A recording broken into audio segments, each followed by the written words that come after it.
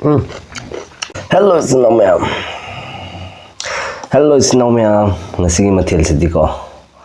Rauda atam.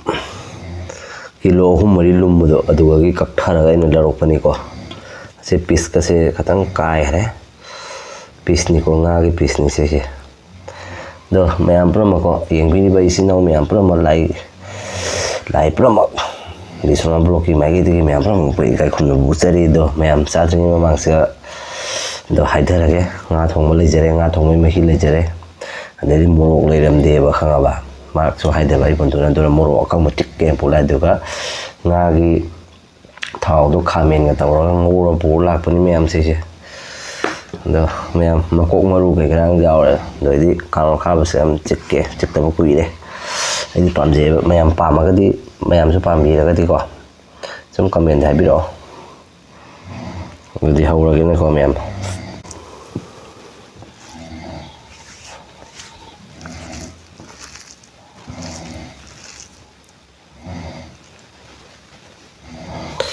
Atau mana ini pasal ni, entah aja guys.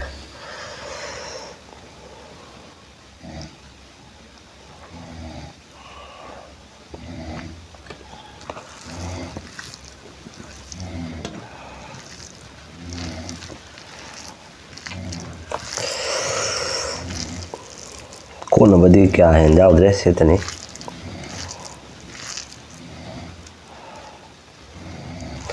अरे how रहे मैं हमको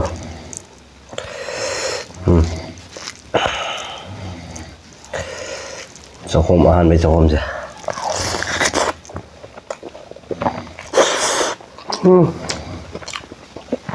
Wow. Hảo lắm á.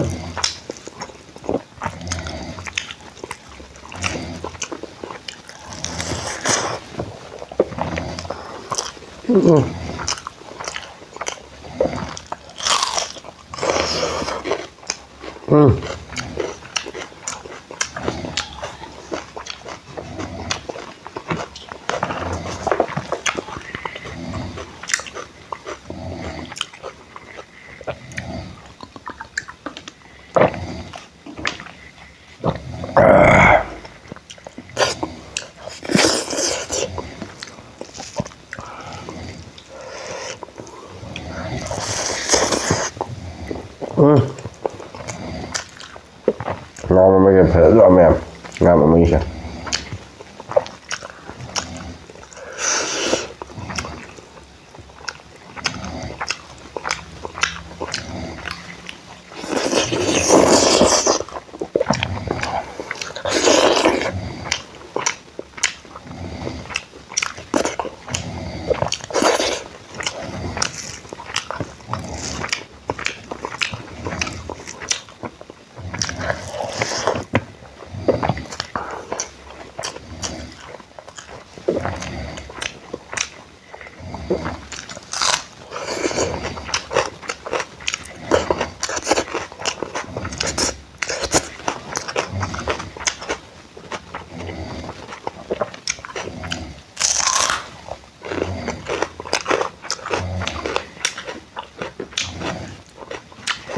Thơm.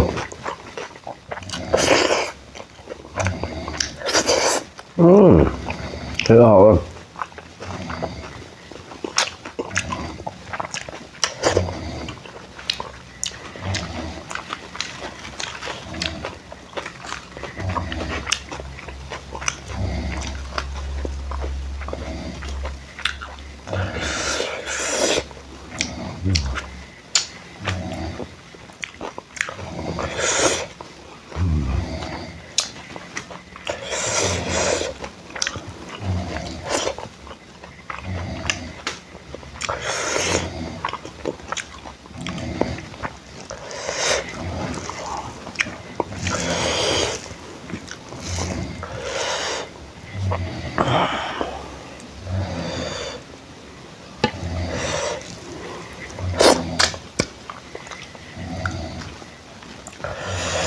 Thì tàu hiện thiên ấy, pung vào ta lại có mèo, mà là vợ sẽ tung vào đây phải nạc hồ đây mà cứ, đây là sẽ cha là đây cần nào,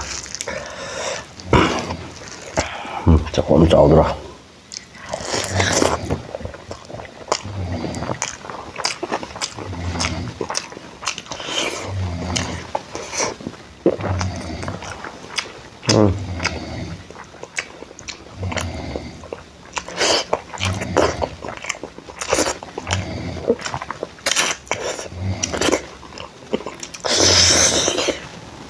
Chào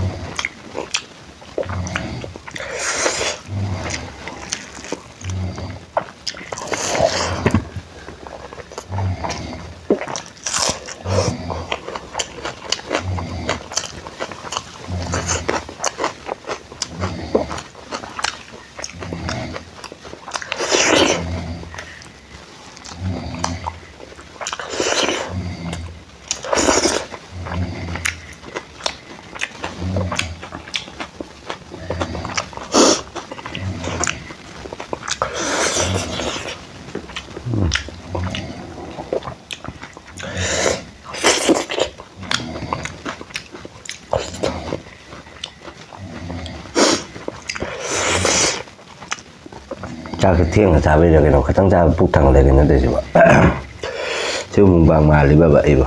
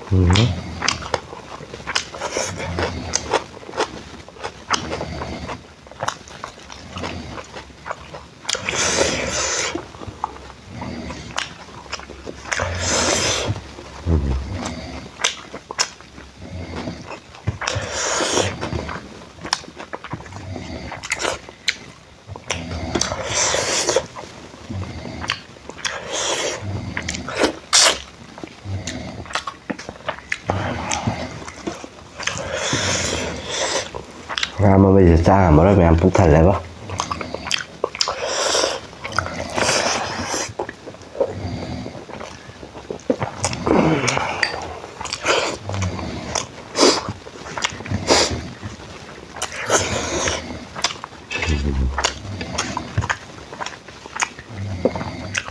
bây giờ bác chào rồi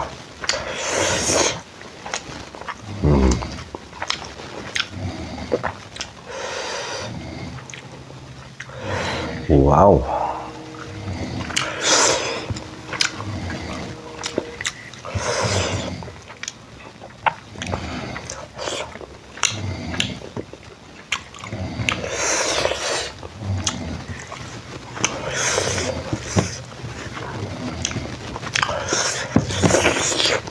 hả thêm một ngày là hậu vậy sợ ngon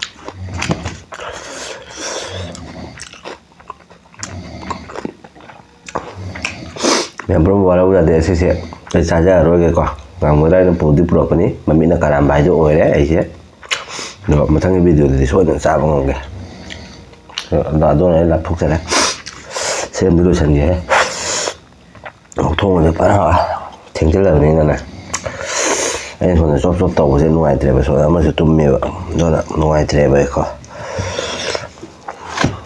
Jadi aku salah kan ya betul uang lah semuanya ini pulang lang lagi bisa nuai jenak apa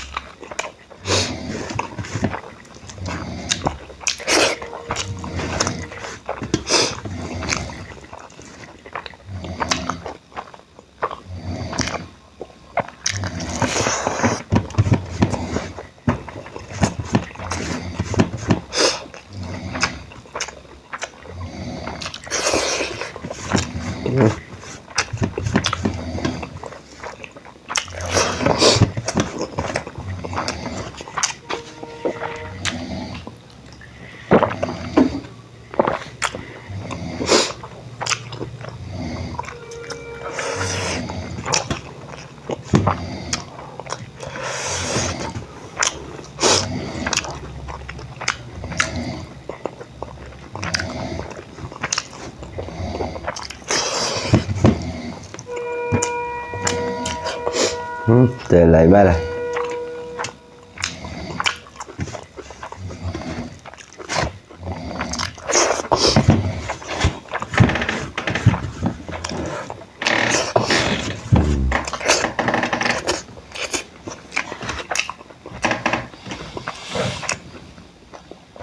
Phải đó hả?